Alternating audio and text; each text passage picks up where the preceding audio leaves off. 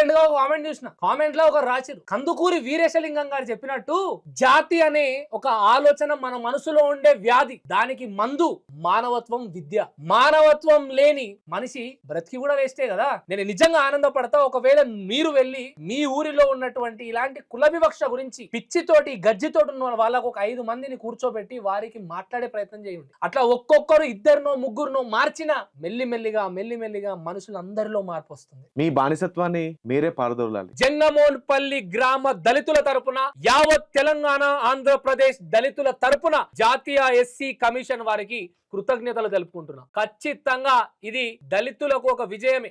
ఎందుకంటే మా వెంట ఎవ్వరు ఉండరు, మా తరపున ఎవ్వరు నిలబడరు అని అనుకుంటున్న మీ అందరికీ ఇది ఒక ఆయుధం. ఖచ్చితంగా మీ వెంట నిలబడతాం, మీకు జరిగిన అన్యాయంపై పోరాడతాం అని ఎస్సీ కమిషన్, జాతీయ ఎస్సీ కమిషన్ కూడా స్పందించింది.